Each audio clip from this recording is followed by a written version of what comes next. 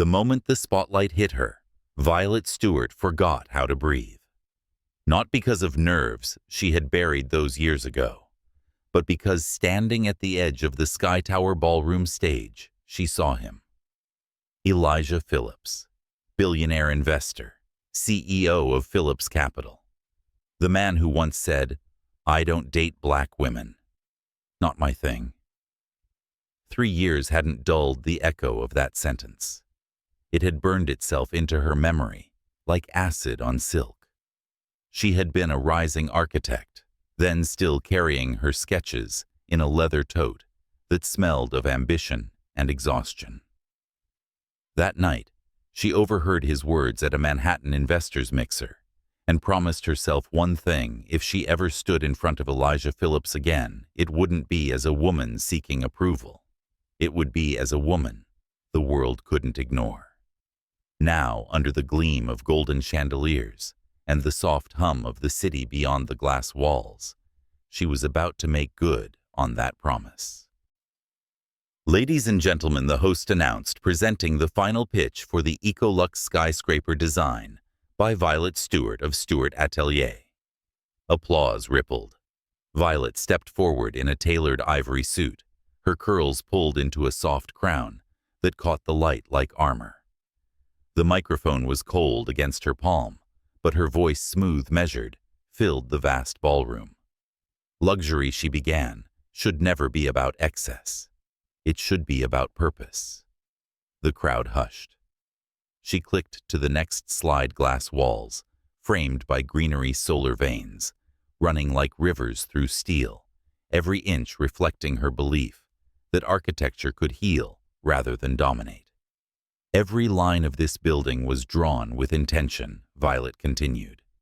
It breathes with the city. It listens to the wind. It doesn't take, it gives back. From the third row, Elijah's gaze sharpened. He wasn't used to being captivated, but this woman whose presence commanded the room, made even silence seem deliberate. He leaned forward slightly, studying her with the same focus he reserved for numbers and negotiations. When the applause came, it wasn't polite. It was thunderous. But Violet didn't smile. She simply exhaled, nodded once, and stepped off the stage with the composure of a queen leaving her throne. She didn't glance at Elijah as she passed him, but her perfume, amber and rain, lingered long enough for him to close his eyes and remember the girl from that night, the one who had looked invisible to him, the one who now glowed brighter than the entire skyline. Later backstage, Violet leaned against the wall, pulse finally catching up with her body. Her assistant handed her a glass of water. "You nailed it," she whispered. Violet smiled faintly. "No," she murmured. "I earned it." Outside, the gala's orchestra swelled into a jazz rhythm. Champagne flutes clinked, laughter laced the air. But in one corner of the ballroom, Elijah stood alone near the window, staring down at the city that pulsed beneath his empire. For years, he had been known for precision control and a reputation colder than his penthouse marble floors. He didn't remember most faces from his past. Too many parties, too many deals. Yet tonight, one face wouldn't leave him. "Mr. Phillips," his assistant interrupted gently. "You're wanted for a photo with the investors." He waved him off. "Later." His voice was distant, thoughtful. He turned to the projection screen still flickering from Violet's presentation. Her name shimmered across the slide: Violet Stewart, lead architect, Stewart Atelier. And beneath it, a quote: "Beauty without conscience is vanity." He repeated it under his breath, as if testing the taste of humility for the first time. Meanwhile, in the restroom mirror, Violet steadied herself. The woman staring back wasn't the same one from 3 years ago. Her reflection looked sharper now, carved from resolve. Her mother used to say, "The world won't hand you power, baby. You'll have to build it." And Violet had, brick by brick. She reapplied her lipstick, a deep shade called Empower, and whispered, "You did it, girl." When she exited, the hallway was nearly empty except for him. Elijah leaned casually against the marble pillar, the faintest shadow of a smile tugging at his mouth. His suit was charcoal perfectly tailored, his presence impossible to ignore. "Ms. Stewart," he said. His voice was lower than she remembered, richer, steadier, but she caught the flicker of uncertainty there. That was remarkable. She tilted her head, her tone polite but cool. "You probably say that to all your competitors." He chuckled softly. "Not all. And not like that." For a moment they stood in silence, the air between them taut. Then Violet's lips curved into something that wasn't quite a smile. "We've met before, Mr. Phillips," she said quietly. He frowned. "Have we?" "Yes," she said, her gaze unwavering. 3 years ago. Manhattan. You probably wouldn't remember. I was invisible then." The words hit harder than she intended, slicing through the polished calm he wore like armor. His throat tightened, the memory rushing back like static. His careless tone, the laughter, the look on the young woman's face as she walked away. But before he could reply, Violet turned her heels, clicking sharply against the marble floor as she disappeared back into the golden glow of the ballroom. Elijah stayed frozen, her words echoing in the hollow between pride and shame. Invisible. That night, long after the gala ended, he sat in his penthouse office, overlooking the Hudson, her name still glowing on the screen of his tablet. He opened her proposal again. Every page drew him deeper, not just into her vision, but into the realization that he had once dismissed a brilliance he couldn't even see. By dawn, he hadn't slept. The city awoke beneath a sky painted in rose and ash. Elijah closed the file and whispered to the empty room, "She's not invisible anymore."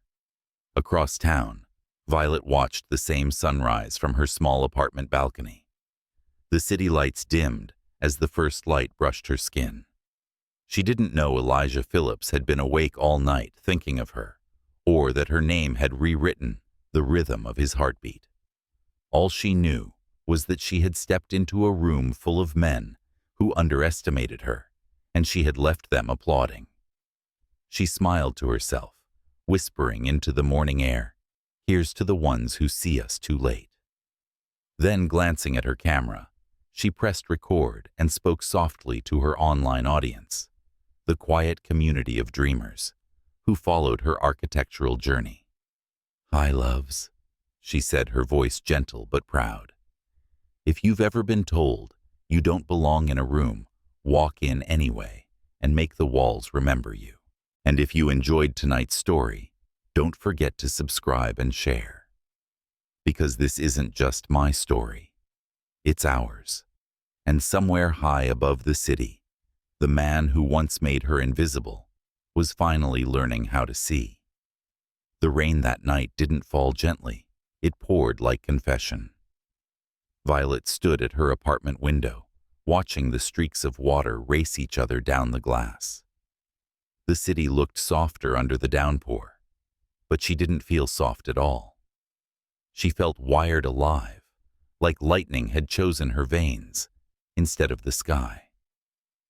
Her phone buzzed on the counter. Unknown number. For a second, she thought about ignoring it. Then, instinct told her exactly who it was. "Ms. Stewart," came the low, unmistakable voice. She didn't answer right away. The sound of Elijah Phillips saying her name had a gravity she didn't like. It pulled too much. "I know it's late," he continued, his tone careful, almost uncertain. "But I wanted to say congratulations. You earned that win." Her lips curved faintly, invisible to him. "You're right," she said. "I did." He exhaled softly on the other end. "I deserved that," he murmured. "Yes," she replied. "You did." There was a pause long enough to make her aware of the silence between them, the kind that carried meaning. Then his voice came quieter. I hope this isn't the last time we talk. I prefer when people reach out for business, not redemption," she said gently, then ended the call before he could respond. She didn't owe him closure, not after 3 years of carrying someone else's ignorance like invisible weight. And yet, as she set the phone down, she couldn't deny it. His voice lingered, roughened by something real. 2 days later, her assistant Ava burst into the office, holding a printed email. "You might want to see this," she said breathlessly. Violet glanced up from her drafting table. "If it's another journalist, tell them I'm not taking interviews." "It's not," Ava said. "It's from Phillips Capital." That name hit the room like static. Violet took the letter, eyes narrowing as she read. "We would like to invite Stewart Atelier to lead the final execution phase of the Sky Tower interior. Weekly meetings will begin Monday at 9 a.m. Project Liaison, Elijah Phillips." Her pulse flickered. He hadn't just called, he'd tied their names together on paper. Ava grinned cautiously. "That's huge, Vi." "Or dangerous," Violet replied. She folded the letter, sliding it into her portfolio. "Either way, we show up." Monday arrived like a challenge. The Sky Tower site was half-built, a cathedral of steel and ambition, rising above Midtown's fog. Violet arrived early, heels striking the marble like punctuation marks. She carried no nerves, only composure sharp enough to cut through doubt. When she entered the 40th floor conference room, Elijah was already there, seated at the far end of the table. His suit was dark crisp, but his expression was unreadable. "Ms. Stewart," he greeted. "Mr. Phillips." Their voices met, like two edges of glass, clear cold, but dangerously close to shattering. He gestured to the chair across from him. "Shall we?" She sat without hesitation. For a moment, neither spoke. The sound of the city below filled the room, 1,000 lives moving, while theirs stood suspended. Then Violet flipped open her tablet. "I've reviewed the revised floor plan. There are inconsistencies in the energy flow between the west and north wings." He blinked, slightly thrown. "Inconsistencies?" "Yes. You're losing natural light at least 30 minutes earlier than projected. The mirrored panels you approved are reflecting heat back into the atrium." He leaned forward. "You caught that from the schematic. I caught it," she said, "because I pay attention to what others overlook." The unspoken landed between them, like a reminder she had always been the one unseen, but never unseeing. Elijah's lips lifted slightly. "Then we'll fix it. You have full creative direction." "Full," she repeated. "That's a dangerous word for someone like you to offer." He met her eyes. "Then consider it a risk worth taking." For the first time that morning, she looked at him fully, not the man from headlines, not the careless voice from 3 years ago, but a man trying uncertainly to unlearn himself. Still, she didn't let him see softness. "Let's focus on the building," she said coolly. Of course. They worked through blueprints for hours, their dialogue precise, almost surgical. Yet beneath each exchange ran an undercurrent, quiet, charged like a melody only they could hear. At one point, as she slid a stack of sketches toward him, their fingers brushed. The touch was nothing and everything. Elijah froze, then quickly withdrew his hand, clearing his throat. Violet didn't react. "You'll need to approve the material order by Thursday," she said, as if nothing had happened. He nodded. "Consider it done." But when she looked away, his eyes lingered a moment too long. By week's end, the project's energy had changed. The team sensed it, though no one dared to name it. Elijah stopped delegating every decision to subordinates. He came to meetings himself. He listened, really listened to Violet's reasoning, her instincts, the way she balanced structure with emotion. One afternoon, as they reviewed the rooftop plans, He asked quietly, "When you design, do you think about legacy?" She tilted her head. "I think about responsibility. Legacy is just the echo of what you build." He smiled faintly. "You make it sound like architecture is faith." "In a way it is," she said. "You put your belief into something the world can touch." Their eyes met. Neither looked away. The elevator chimed, breaking the spell. A group of engineers entered with samples chatter flooding the room again. Violet turned back to her tablet, but her pulse hadn't settled. Later that evening, as she gathered her notes, Elijah approached her near the doorway. "I wanted to thank you," he said, "for not walking away from this project." She closed her folder. "You didn't leave me much choice. Professionalism requires endurance." He hesitated, then nodded. "Still, I'm grateful." For endurance, she asked, a hint of amusement threading her tone. "For grace," he said simply. Her breath caught. Not because of the words, but because of how they sounded, coming from him, quiet, sincere, undesigned. Violet's instinct was to leave before the moment grew heavier. "Good night, Mr. Phillips," she said softly. "Good night, Ms. Stewart." But when she stepped into the elevator, she caught her reflection in the mirrored door, and for the briefest second, she smiled. That weekend, Elijah sat in his penthouse surrounded by blueprints and coffee cups reading her proposal again. It was more than a design. It was a philosophy. Every detail, every line, told him who she was.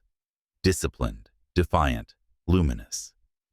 He didn't know how to undo his past words, but he knew he didn't want to keep living as the man who said them.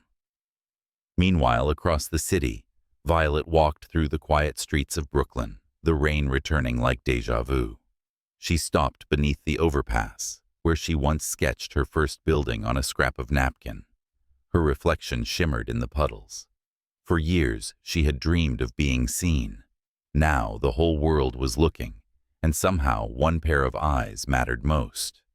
She shook her head and laughed under her breath. "Not tonight," she whispered. "You don't get to live rent-free in my mind, Mr. Phillips."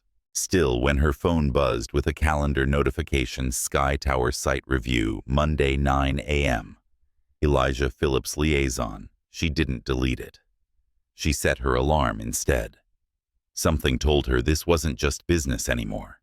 It was unfinished history daring to rewrite itself. As dawn broke, the city glowed gold and new. From opposite ends of New York, two people looked out at the same sky, one wondering how to earn forgiveness, the other wondering if forgiveness was worth giving. They didn't know that the tower rising between them would soon become more than a project.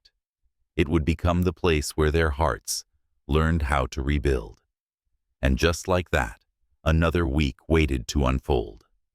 The elevator doors slid open with a low chime, revealing a space that still smelled of raw concrete and promise.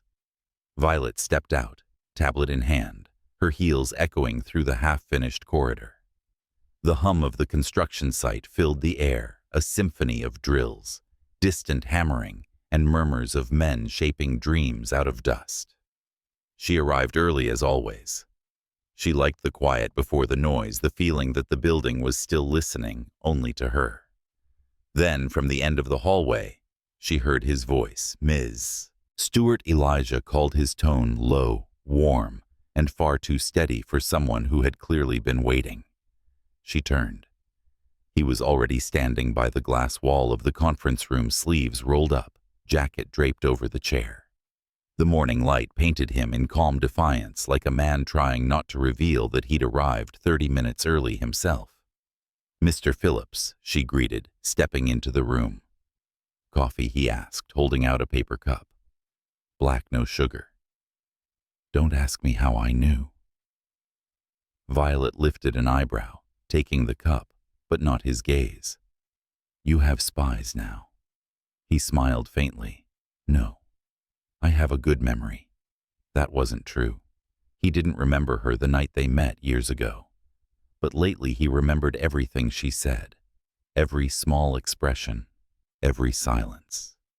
They began reviewing the design updates, revised renderings, lighting adjustments, recalibrated sustainability models. Their words were professional, but their pauses weren't. Something about the air between them had changed. It wasn't soft, but it wasn't sharp either. It was charged. Violet gestured toward a blueprint spread across the table. I've expanded the skylight dimensions by 12%. Natural light will lower energy usage by nearly 18. Impressive, he said, leaning closer to see. Too close. She caught a faint trace of his cologne, warm cedar, and rain on pavement. She stepped back slightly, composing her tone. You sound surprised. Not surprised, he murmured. Reminded. Of what? That genius doesn't always announce itself, he said. Sometimes it just walks into a room and starts reordering your world. Violet blinked, startled by the sudden honesty. That's a dangerous compliment, Mr. Phillips. Good, he said softly. I'm tired of safe ones. She didn't answer. Instead, she clicked her stylus and refocused on the plan.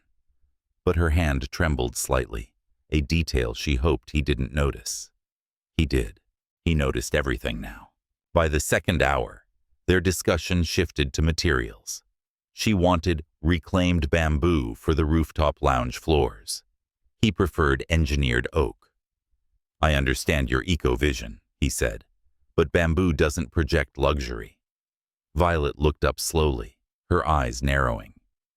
Luxury doesn't mean indulgence. It means intention. You hired me for that reason, or was that just a line for the press release? His jaw flexed. I hired you because your vision challenged mine. But challenges require compromise. Compromise. She repeated, her voice quiet, but firm. That's another word for settling. He leaned forward, the faintest smirk tugging at his mouth. You really don't like being told what to do. I don't like being told what to limit. Silence. The kind that sparks instead of soothes. Then suddenly Elijah laughed, a soft, genuine sound that cracked through the tension like light through glass. God, you're relentless, he said, shaking his head. No one talks to me like that. Maybe that's the problem. She replied, gathering her notes. Too many people bow. Not enough stand. He watched her walk away from the table, the faint echo of her heels fading against the marble. His smile disappeared, replaced by something quieter, respect, and maybe something dangerously close to awe. That evening, the city shimmered with rain again. Violet stayed late reworking the rooftop design under the soft hum of her desk lamp. Everyone else had gone home hours ago. Her phone vibrated. A message from Elijah. Still at the site. She hesitated, then typed back. Yes, some people prefer finishing what they start. Seconds later, meet me on the 40th floor terrace. 5 minutes. She frowned, debating whether to go. Then curiosity betrayed her professionalism. The terrace wasn't finished. Steel beams framed an open space that overlooked the glittering skyline. When she stepped out, the wind caught her hair, carrying the scent of rain and concrete. Elijah stood near the edge, hands tucked in his pockets, the city light reflecting off the glass tower behind him. You shouldn't be here this late, she said. He turned. Neither should you. I'm working. So am I, he said quietly, then gestured toward the city. Come here. Against her better judgment, she walked closer until she stood beside him. The skyline stretched infinitely, Manhattan glowing beneath their feet like a heartbeat. This view, she whispered. It's impossible not to fall for it. Exactly, he said. And yet I barely noticed it before you joined this project. She glanced sideways. You're not trying to flirt with me, are you? He smiled faintly. No, I'm trying to tell the truth, and it's terrifying. The wind picked up brushing hair across her face. He reached out instinctively, tucking a stray curl behind her ear. His fingers brushed her skin, and for a second, neither moved. The city kept breathing around them, but time didn't. "Violet," he said softly. Her heart tripped over the sound of her name in his voice. "Yes." He dropped his hand slowly. "You make me question the kind of man I've been." Her throat tightened. "Don't romanticize guilt, Elijah. It's still guilt." "I'm not asking for forgiveness," he said. "I'm asking for the chance to learn." She looked at him, then really looked, and saw a man unsteady for the first time in his life. Not because of power, but because he wanted something that couldn't be bought. "That's not something I can teach," she said softly. "I know," he murmured, "but I'm listening anyway." Violet turned away, her pulse betraying her calm. "You should go home. So should you." She nodded, but neither moved. They stood there side by side, while the wind carried words they didn't say into the vast, forgiving dark. The next morning, she entered the conference room to find fresh coffee already waiting at her seat. No note, no signature, but she knew. He was learning her rhythms. By week 3, their meetings no longer began on time, because they argued too passionately about design philosophies. He loved precision. She believed in imperfection as beauty. "It's a building, not a confession," he said once, exasperated. "But people will live inside it," she countered. "If it doesn't breathe, it becomes a cage." He stared at her, almost smiling. "You talk about steel like it has a soul." "It does," she said. "You just don't know how to listen." That line stuck with him. Later that night, he repeated it in his penthouse, whispering to the silence. "You just don't know how to listen." He'd spent years perfecting control of markets, meetings, people. But with her, every instinct to command dissolved. Around Violet, he didn't lead. He followed. And strangely, it didn't feel like weakness. It felt like freedom. One evening, she was finalizing the layout when the lights flickered from a thunderstorm outside. The rain drummed against the glass, steady and relentless. Elijah appeared at the door, his tie-loosened hair damp from the weather. "Working late again?" he asked. "Someone has to." He stepped inside. "You should take a break." "I don't take breaks," she said, not looking up. "Then let me offer one." She finally glanced up, her expression unreadable. "What kind of break?" "The honest kind," he said. "No meetings, no titles, just a walk." She hesitated, then surprised herself by standing. The air outside smelled like rain-soaked metal. They walked along the half-finished corridor, passing beams and tarps, the hum of stormlight flickering through puddles. "Do you ever get tired of being right?" he asked. "Do you ever get tired of pretending you're not human?" She shot back. He laughed. "Touché." They stopped near the glass railing, the city a mirror of moving lights below. "Why do you do this?" he asked quietly. "All this pressure, the fights, the sleepless nights." She leaned on the rail, eyes reflecting the skyline. "Because buildings outlast people. If I can't live forever, I want something I built to." He studied her in silence. There was a gravity in her words that no applause could match. "Then maybe that's why I needed to meet you," he said. "You remind me that permanence isn't power. It's purpose." Violet turned to face him. The distance between them was almost gone. She could feel the warmth of him, the way his breath synced with hers.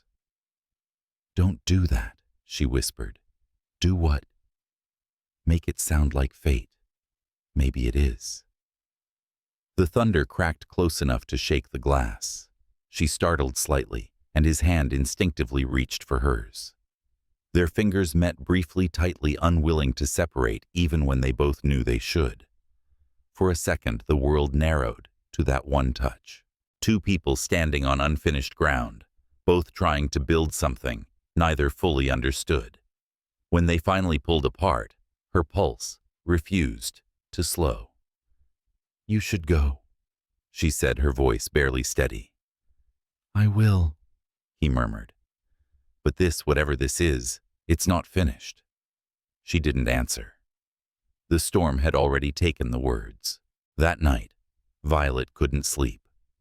She sat at her desk, sketching revisions until dawn, but every line she drew reminded her of his voice, of how he looked at her, not as a project, but as possibility.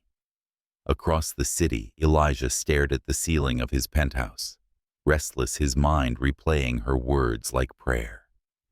Neither of them realized it yet, but something irreversible had begun. Not love, not yet, but the faint, trembling outline of it, the kind drawn quietly in pencil before the ink commits. The morning after the storm, New York woke glazed in silver. Raindrops clung to window panes like tiny trues, too shy to fall.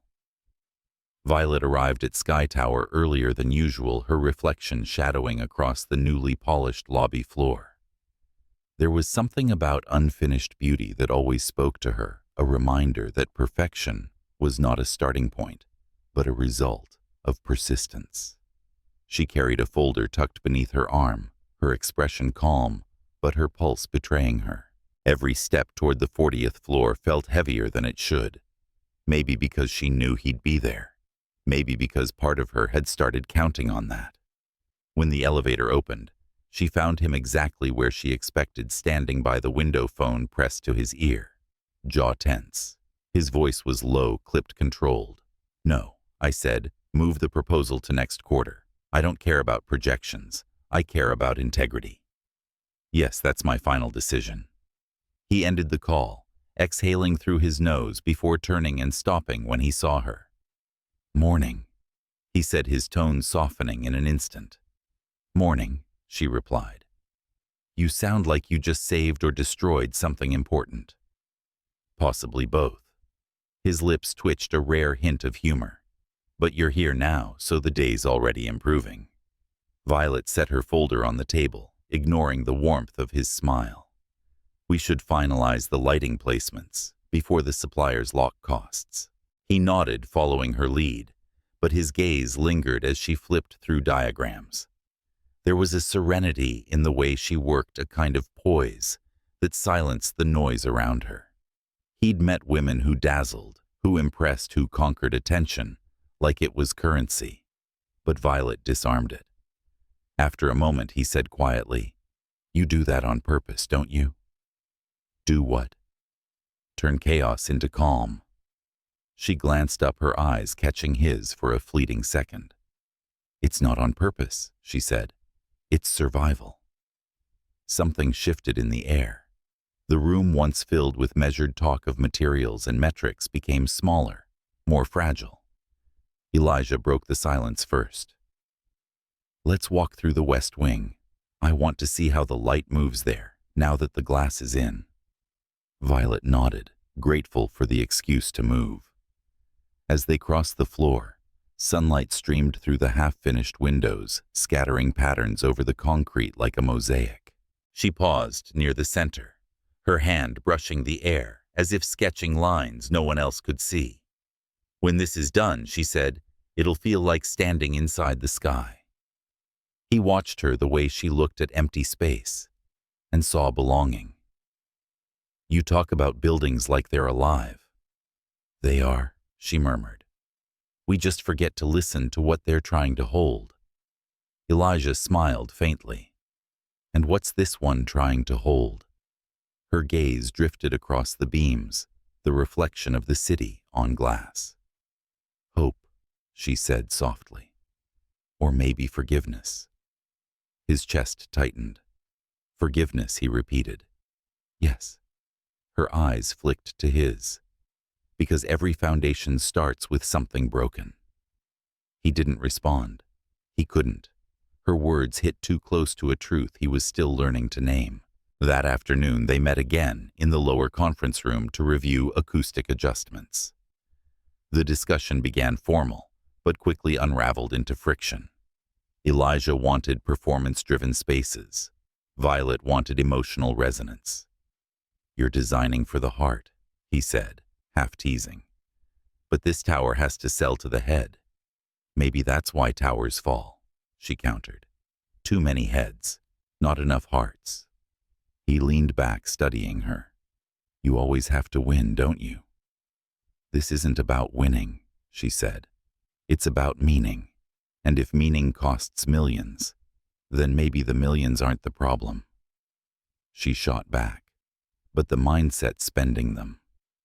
The room went still. A storm again, only quieter, more dangerous. He exhaled slowly, trying to temper the spark in his chest. "You challenge everything I've ever known," he admitted, almost to himself. She crossed her arms. "Maybe that's the point." He smiled, small, sharp, helpless. "You make me want to unlearn everything." Violet hesitated, her voice softening despite herself. "Careful. Unlearning isn't painless. I'm starting to realize nothing worth keeping ever is." The words hung there raw and unpolished. And for a moment, she didn't see the billionaire or the boardroom strategist. She saw a man trying earnestly to become something better. She looked away before her expression betrayed her. "You should get back to your calls, Mr. Phillips." "Only if you stop calling me that," he said quietly. Her breath caught. "What, Mr. Phillips? It sounds like we're strangers." Her lips parted, but no sound came. She turned back to the plans, pretending to focus on lines that had already been finalized. "Strangers might be safer." Maybe, he said, "but safer has never kept me awake at night." She froze, hands trembling slightly on the page. He noticed, but said nothing. Some silences were better left unexplored. By the end of the week, the building began to transform, steel softening into elegance, dust giving way to glass. But the real transformation was quieter, hidden between their daily exchanges, their near collisions in narrow hallways, their shared glances that lingered too long to be professional. Late one evening, Violet found herself standing in the empty atrium after everyone had left. The city lights shimmered through the transparent walls, and in their reflection she saw him walking toward her. "Elijah," she said, before realizing she'd spoken his name. It slipped out unguarded, without title or formality. He paused mid-step, as if the sound alone had undone him. "Say that again." She swallowed. "Don't push it." He smiled, a slow, disarming curve that reached his eyes. "I wasn't going to. I just wanted to know how it felt to hear it." She looked away, fighting the warmth rising to her cheeks. "You shouldn't be here this late. Neither should you." She exhaled, soft laughter escaping her. "You're impossible." "Persistent," he corrected. "There's a difference." He joined her near the glass, hands sliding into his pockets. "I was thinking about what you said yesterday, about forgiveness. I'm not sure I believe I deserve it." "You don't have to deserve forgiveness," she said. "You just have to be willing to change. And if I change for the wrong reasons," she met his eyes, "then you'll know it when the reason leaves." He nodded slowly, his gaze tracing her features like a study. "And if the reason stays?" She didn't answer, not with words. The silence between them was an answer of its own. The rain started again, soft at first, tapping against the glass walls. Elijah reached out, fingers brushing hers on the railing. Neither pulled back. "Do you ever stop fighting the world?" he whispered. "Only when the world starts fighting for me," she replied. He turned to face her, the city's glow washing across both of them. His voice lowered to something unguarded, almost reverent. "Then maybe that's what I'm doing." Before she could respond, lightning flashed, splitting the sky in pale gold. The sound followed a second later, deep and echoing through the structure like a drumbeat. For an instant, the world felt suspended. She drew in a breath. "You should go before this gets too real." he finished for her. Too late, she said. Their eyes locked. Neither moved. The hum of electricity from the storm bled into the silence vibrating between them, like a secret language. Finally, she stepped back, gathering her courage. Good night, Elijah. He inclined his head slightly, a small smile curving his lips. It's never just good night with you. She turned away before he could see the tremor in her hands. That night, Violet lay awake replaying every word, every look, every silence that had lasted too long. She told herself it was foolish that emotion had no place in construction schedules and contracts. But beneath the self-discipline, something fragile and alive kept whispering, "He's different now. Or maybe you are." Across town, Elijah stood at his window, watching lightning crawl across the horizon. His reflection stared back, older, wearier, but finally honest. For years he'd built walls so high that no one could see the man behind them. Now one woman had walked in without knocking, and suddenly he didn't want to hide anymore. He whispered into the glass, half to himself, half to her absence. "You're making me human again." The following morning, their meeting was shorter, quieter. No arguments, no jokes, just work and something heavier beneath it. Every word they exchanged felt weighted, like both of them were building around something invisible. When she left, Elijah watched her go. It wasn't admiration anymore. It was revelation, the kind that didn't shout, but stayed quiet and permanent. Violet stepped into the elevator and exhaled her reflection, flickering in the mirrored walls. She caught her own eyes and smiled faintly. For the first time in years, she didn't just feel seen. She felt understood. And for reasons she didn't want to name yet, that scared her more than anything. It began with a headline: Billionaire Elijah Phillips seen leaving Sky Tower, after hours. With lead designer Violet Stewart. The article spread like wildfire, shared, reposted, dissected. By morning, it had made its way onto every major platform. Some called it a scandal. Others called it an intriguing romance between power and talent. But for Violet, it was a reminder that success came with a price, and the bill had just arrived. She stood by her office window, the glow of her phone screen burning through the fog of disbelief. The comments poured in faster than she could scroll. So that's how she got the project. He's known for his taste in architecture and women. Another story of privilege, disguised as merit. Her chest tightened. She dropped the phone onto her desk, staring out at the skyline she had once believed would protect her. The city didn't protect anyone. It just magnified the story people wanted to see. A knock came at the door. Ava stepped in, eyes wide with sympathy. "Vi, it's everywhere. Even the business channels." "I've seen it," Violet said softly. "They're not going to let this go. They never do." She turned, forcing calm into her voice. "Call the PR team. Tell them I'm not making a statement. Not yet." Ava hesitated. "And him." He called twice. Violet looked away. "I have nothing to say to him right now." But the truth was, she did have something to say, too much in fact. Just not the kind of words that belonged to a phone call. Across the city, Elijah stood in his glass-walled office, his own phone buzzing relentlessly. His assistant had already briefed him on the fallout, clients calling, investors questioning, and his board scheduling an emergency meeting. "Do you want me to prepare a statement, sir?" the assistant asked cautiously. Elijah's jaw clenched. "No." "Then no statements," he repeated, his voice lower now, sharper. "Not about her. Ever." When the assistant left, Elijah turned toward the skyline. The city lights looked different that morning, less like hope, more like exposure. He wasn't angry that the world had found out.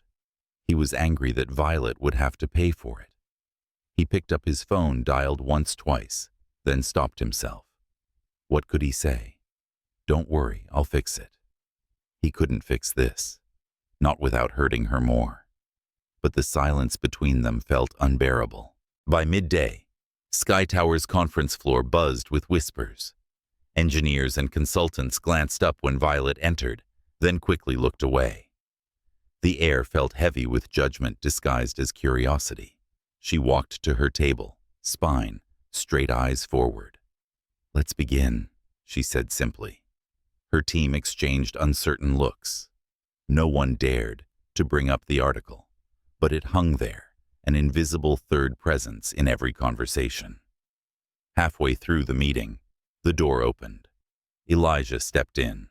The room froze. Continue, he said, his voice calm but commanding. One of the consultants cleared his throat. We were just discussing the structural. I'm aware, Elijah said, crossing the room to stand beside Violet. He placed his folder on the table and looked at the team. Ms. Stewart's design remains the creative lead. All inquiries go through her. If there's confusion about why, let me clarify. It's because she's the best architect I've worked with, not because of any story floating online. The silence that followed was absolute. Then slowly Violet turned to him. Her tone was cool, but her eyes burned. That wasn't your decision to make. He met her gaze unwavering. It was the truth. The truth doesn't need a stage.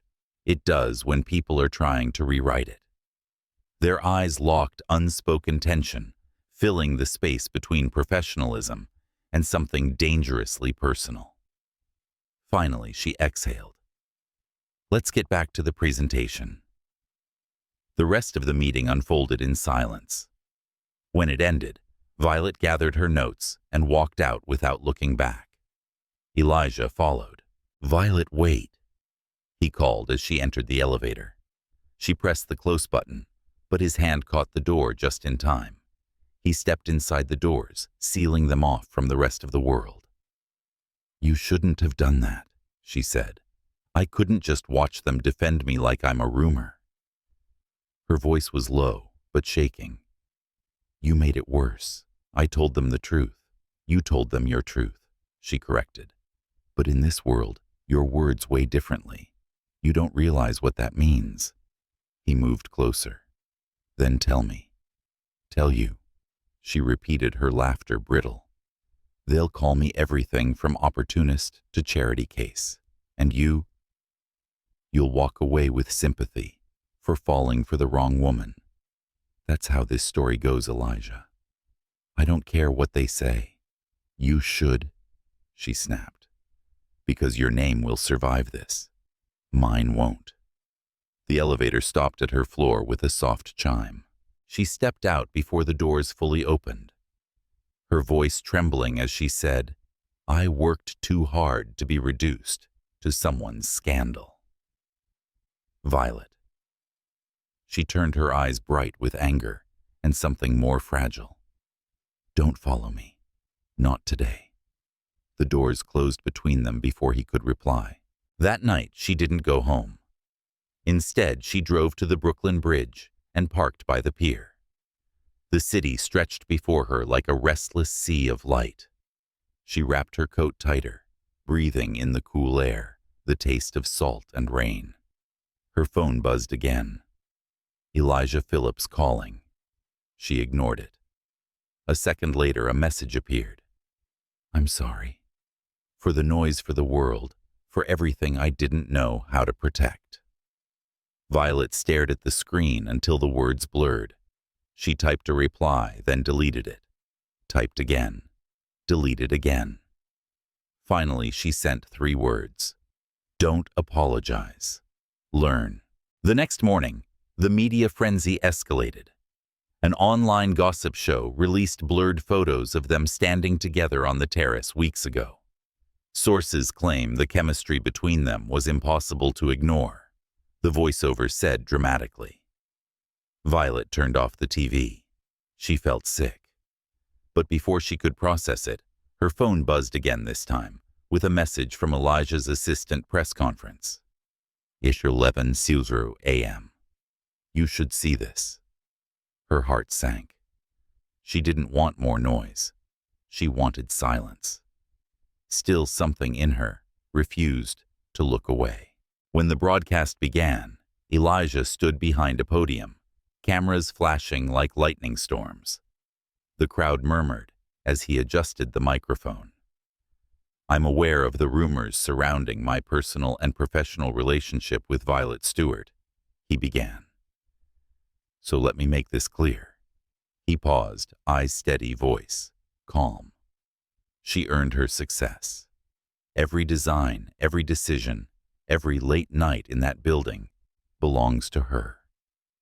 If anyone believes otherwise, they're welcome to challenge me in the open market. Because I've built empires, and none of them have ever been as visionary as her mind. The reporters erupted. Questions flew. But Elijah continued undeterred. And if you want to ask about us, there is no scandal.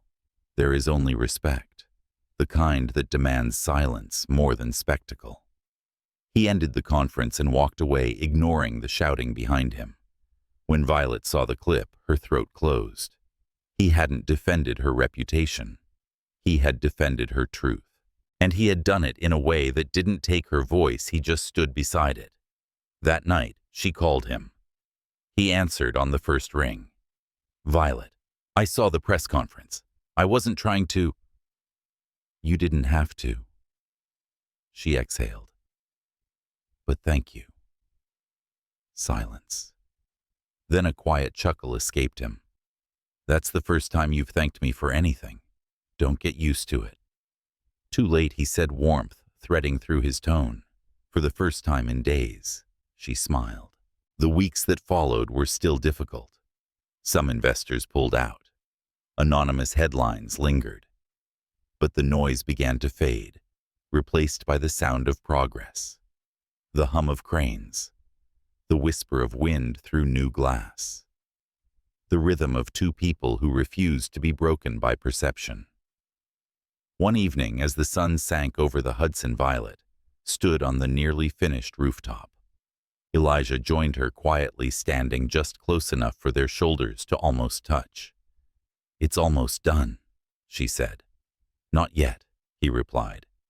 We still have the final reveal of the building. He looked at her. Maybe something more. Her heart skipped. Careful, she warned softly. You're starting to sound like hope. Maybe I finally learned what that feels like, he said. The wind tangled her hair, and for a moment, she let herself forget the headlines, the judgment, the distance. All that remained was this two silhouettes against the skyline, holding on to something the world couldn't quite name. The city had stopped whispering their names. For the first time in weeks, the tabloids had shifted to new scandals, new faces, new stories to devour. But silence, Violet soon realized, wasn't peace. It was the sound before something else began. The tower stood taller now, its mirrored skin catching morning light like liquid silver. Every day she climbed higher, both in structure and in emotion, and every day she reminded herself not to look down. Not at the city, not at him. Yet he was everywhere.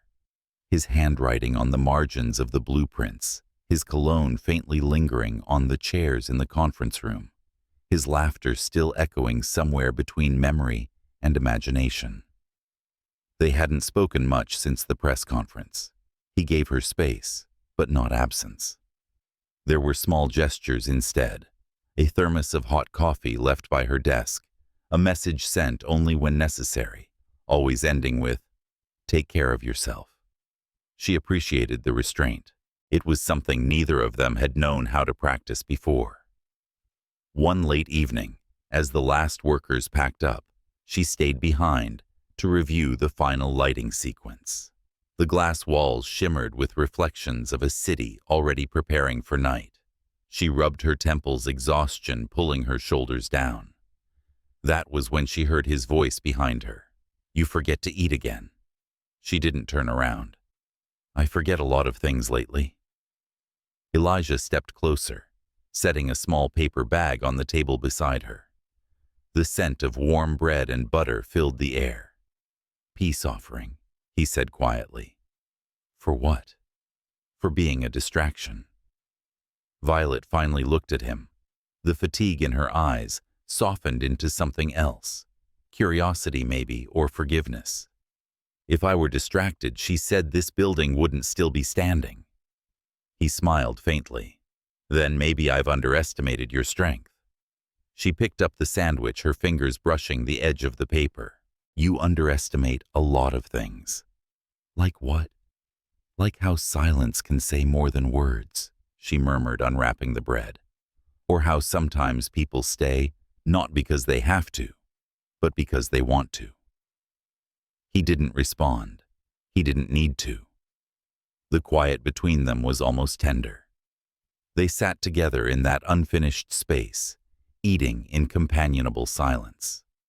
Outside, lightning flickered across the distant sky, illuminating their reflections in the glass, a reminder that some storms don't need thunder to announce themselves. After a while, she set the sandwich down and whispered, You've changed. He tilted his head. How do you know? Because you're not trying so hard to prove it. He exhaled, a small, almost relieved sound. You make me want to be better. That's new for me. She turned to him, her eyes steady. Then don't do it for me. Do it because the man you're becoming deserves the chance. The sincerity in her tone disarmed him. He looked away, his throat tight. And if that man wants more than just your forgiveness? Violet hesitated. Her fingers traced the outline of the coffee cup between them. Then he'll have to learn that love isn't owed, it's earned. He nodded, the corner of his mouth lifting just enough to betray hope. Then I'll earn it. Her gaze lingered on him for a moment longer than it should have. Then she stood, collecting her notes. Good night, Elijah. He watched her walk away, the sound of her heels fading like a slow heartbeat down the hall. When the elevator doors closed behind her, Elijah turned back toward the glass wall. The city reflected his silhouette, fractured and doubled by the rain beginning to fall again. For once, he didn't reach for his phone, didn't open an email, didn't try to control what came next. He simply stood there, letting the silence teach him patience. In the following days, something wordless began to bloom between them. It wasn't visible, not even spoken aloud, but it existed in the smallest exchanges. When she entered a room, he looked up before anyone else. When he spoke, her laughter came easier than before. The team noticed. Whispers floated like dust in the air. But this time, neither of them seemed to care. During one of their late reviews, Violet pointed out a minor flaw in the atrium structure. We'll need to adjust the beam alignment, she said, tracing the error with her stylus. Elijah leaned over her shoulder to see his voice low. You always catch what no one else does. That's why I'm here, she replied softly. He looked at her profile, the curve of focus in her expression, the quiet certainty in her movements. No, he said. That's why I am. The words slipped out before he could stop them. Violet froze, then slowly lifted her gaze. The look they shared was a conversation of its own. Every word they hadn't said, every moment they'd tried to ignore, condensed into that single breath of stillness. She could have looked away. She didn't. For the first time, she didn't retreat from what she felt. She let herself see him. Not as the man who once dismissed her, not as the public figure the world debated, but as someone real, someone fragile in ways he didn't know how to show. And Elijah, for his part, didn't move closer. He didn't need to.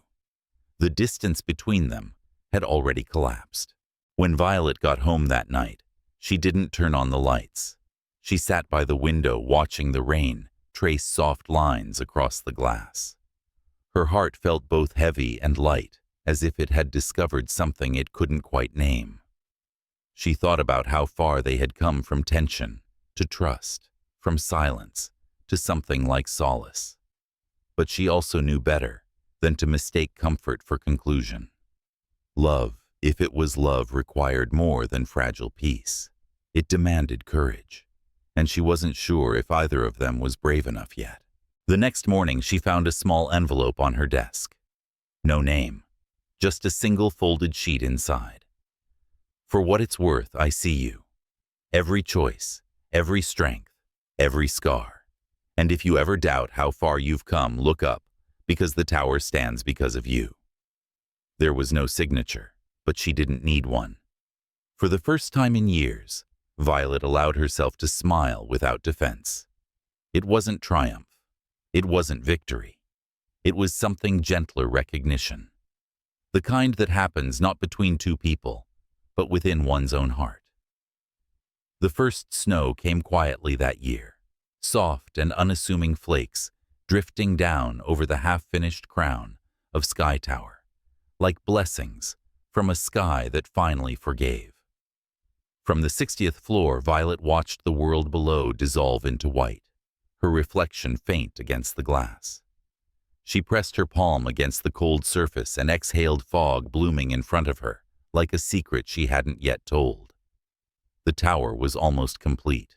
What began as steel and ambition was now a living shape, reflecting the city, the clouds, even her own sleepless nights. But something else had begun to shift, something she didn't have the language for. Elijah had been distant lately, not cold, not indifferent, just quiet in a way that unsettled her. Their meetings had become shorter, their exchanges less personal. There were no more coffee cups left on her desk, no more quiet messages at midnight, only the echo of everything that once hummed between them. Part of her wondered if it was because of her. Another part refused to ask. That afternoon, she caught him in the hallway, phone in hand, voice sharp with frustration. "No," I said, "I won't sign that agreement. Pull the deal if you have to." When he noticed her standing nearby, he ended the call abruptly, the exhaustion visible beneath his composure. "Long day?" she asked carefully. He offered a tired smile.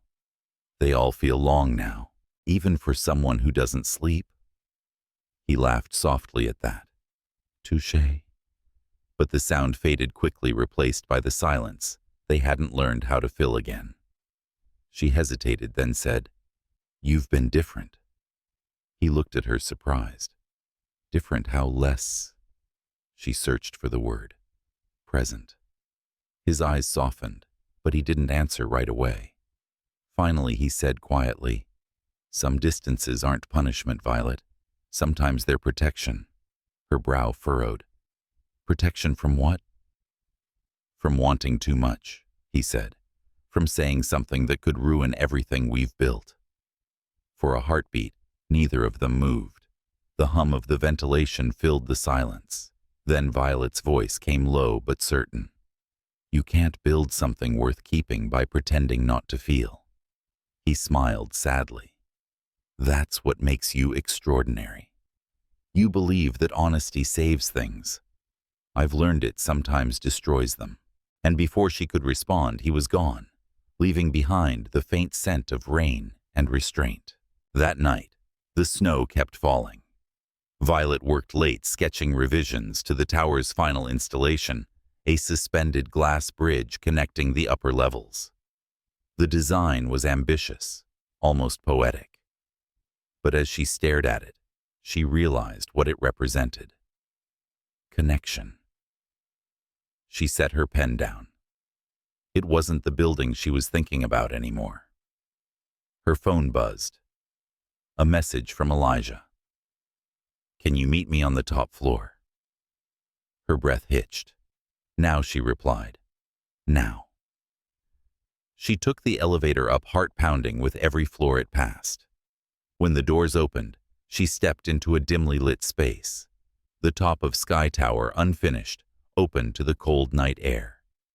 The city stretched endlessly below, wrapped in snowlight, Elijah stood near the edge, his coat dusted with white flakes.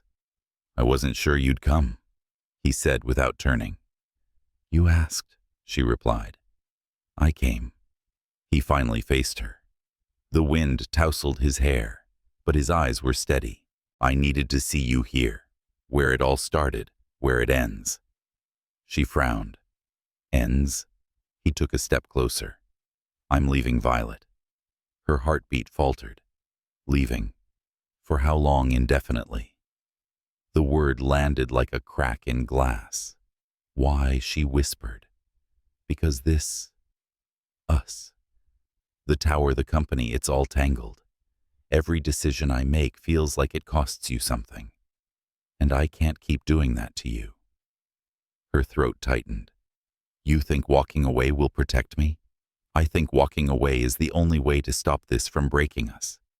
Violet stared at him, the snow swirling between them like unspoken words. "You're wrong," she said quietly. "You're not protecting me. You're abandoning what could have been." He closed the distance then, just enough for their breaths to meet in the cold. "You don't understand. I wake up thinking of you. I go to sleep wishing I didn't. I can't tell where you end and I begin anymore. And that terrifies me." Her eyes glistened. "That's not fear, Elijah. That's love." He shook his head slowly, as if the word itself was too heavy. "Love doesn't fix everything." "No," she said, her voice trembling. But running never did either. He looked away, jaw tight. The wind carried the silence between them, brittle and sharp. Finally, he reached into his coat pocket and pulled out a folded blueprint. He handed it to her. "The final plans," he said. "You'll oversee the rest. It should be your name on this tower when it's finished." She didn't take it. "I don't want your permission. I wanted your partnership." His eyes met hers, then full of apology. "You already have everything you need to finish this." She took the blueprint, but her fingers brushed his cold skin against cold skin. Neither moved. Then she whispered, "You're making the biggest mistake of your life." He smiled faintly, a look that carried both regret and gratitude. "Maybe, but at least it's mine to make." He turned toward the elevator, snow still clinging to his shoulders. "Will you come back?" she asked, her voice barely above the wind. He paused without looking back. "Only if you still want me to." The doors closed behind him, leaving her standing beneath the unfinished ceiling of the tower. They had built together two hearts that had learned how to rise, but not yet how to land. By the time Violet left the building, dawn had begun to color the horizon. The city below glittered beneath the first light, every rooftop dusted with snow. She clutched the blueprint against her chest, the ink smudging slightly beneath her fingers. The streets were empty, the air raw and clear. She looked up once more at the towering structure behind her. It was beautiful, flawed, alive, just like them. And for the first time she understood that love wasn't about ownership or outcome. It was about creation. What they had built together wasn't perfect, but it was real. She pressed a hand to her chest, feeling the steady pulse beneath her skin. No matter where he went, part of him would always live in what they made. And part of her, no matter how much it hurt, would always wait for the sound of footsteps returning. Months passed before his name was spoken again. The tower had been completed, glass shimmering like memory light bending across its surface, as if the city itself had learned to breathe differently. Sky Tower wasn't just a building anymore. It was a story etched into the skyline, a confession made of steel and grace. And Violet stood at the top of it now, where everything began and ended at once. She had spent the last few months finishing what they started alone, but not broken. Every decision she made bore traces of his influence, his belief in precision, his insistence on meaning, his quiet admiration that had turned every argument into something almost sacred.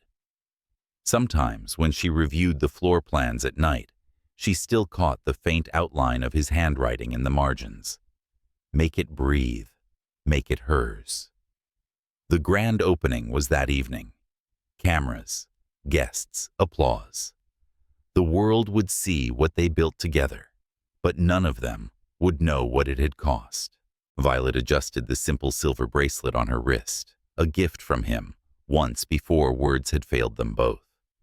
She inhaled deeply, grounding herself in the hum of the city beneath her. It was strange, she thought, how absence could become its own kind of presence. He was gone, and yet she felt him everywhere. The night descended with quiet elegance. Strings of lights traced the edge of the tower like constellations reborn. Inside the grand atrium, champagne flowed, laughter rose, and flashes from cameras painted the air in brief, dazzling bursts. Violet walked through the crowd, offering polite smiles, rehearsed gratitude. She was radiant and calm, but inside every breath trembled with memory. The mayor congratulated her. The investors praised her vision. Yet the only voice she wanted to hear was the one that wasn't there. Then during her speech, something happened. As she looked out at the sea of faces, the doors at the back of the hall opened quietly. She didn't notice at first, until a ripple of whispers spread through the room. A tall figure stepped in his presence like gravity, returning after too long in orbit. Elijah. He looked thinner, maybe more weathered, but his eyes, the same eyes that once fought and softened for her, were steady. He stood there, letting the light catch him, not hiding, not commanding, simply being. Violet's words faltered for a heartbeat. She took a slow breath, forcing herself to continue. Sky Tower, she said. Voice calm again, was built on a simple belief that beauty can rise from what once was broken. That even when something falls apart, the foundation remembers. Her gaze found his across the distance, and sometimes, she added softly, the only way to finish building something is to forgive what began it. The audience erupted in applause, unaware of the quiet storm that sentence carried. Elijah didn't move, didn't interrupt. He just watched her, a faint smile in his eyes that said, "I heard every word." After the ceremony, she slipped away to the rooftop terrace, escaping the noise. The city stretched infinite, below a river of lights beneath the cold, still air. She leaned against the railing, closing her eyes, exhaling everything she'd been holding for months. "I wondered if you'd come up here," a voice said behind her. She didn't turn. "You always find the view before anyone else." He came closer, his footsteps slow, deliberate. "I missed this," he said quietly. "The city numb." His voice lowered. "You." Violet turned then, meeting his eyes. The distance between them was small, but full of all the words they hadn't said. "You left," she said simply. "I did, and now you're here." "I am." Silence, then softer. He drew a long breath. "Because everything I walked away from kept finding me anyway. Every morning, every headline, every building I passed, I saw you in all of it. And I realized leaving didn't protect either of us. It just taught me what I already knew." "What's that?" "That I was never running from you, Violet. I was running from the part of myself that didn't believe I deserved you." The wind lifted her hair cool against her neck. And now she asked quietly, "Now I'm done running." She searched his face, looking for hesitation, but found none. There was still regret, yes, but beneath it, something steady, something rebuilt. "I don't know if forgiveness is easy," she whispered. "It isn't," he said. "But I'm not asking for easy. I'm asking for true." Her lips curved faintly. "You used to think truth was a luxury." He smiled, just barely. Then you taught me it's a choice." They stood in silence, the city breathing around them. Below, the lights flickered like distant heartbeats. Above, the stars began to pierce through the clouds. "You know," she said softly, "there's something poetic about this. The tower's finished, and yet it feels like the beginning." He took a small step forward. "Maybe that's how we're built too." Violet looked down at the city one last time, the skyline glowing with their shared creation. "It's strange," she murmured. "We spent so long building something indestructible only to realize the most fragile thing was us. And yet," he said, eyes on her, "we're still here." She smiled at that slow, genuine, full of all the things she couldn't quite say. "We are." He extended his hand, uncertain, but hopeful. "Then maybe we start again. Not from the ground. From here." For a moment she didn't move. The wind brushed past them, carrying the hum of the city below. Then finally she placed her hand in his. Their fingers fit together, not perfectly but honestly. And as the lights of Sky Tower shimmered around them, Violet realized that love wasn't about rebuilding what was lost. It was about standing side by side in what remained and choosing it again. The night deepened, the stars watched quietly, and the world below kept moving. But up here in the quiet sky between them, something finally settled. Not an ending, not exactly, just peace. Sometimes love doesn't return to the way it was. It grows into something wiser, quieter, and infinitely stronger.